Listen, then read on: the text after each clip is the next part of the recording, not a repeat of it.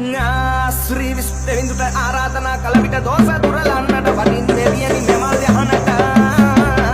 කතරගම දෙවිඳුට ආරාධනා කළ විට දෝෂ දුරලන්නට වඩින් දෙවියනි මෙමල් යහනට නාත දෙවියන්නේ නාමය මැද කියන්නේ වරද නොවගන්නේ දුටත් වරද සමාවන්නේ අවසරයි ආවඩ ආයුබෝ ලකුණු ටික මණ්ඩලයට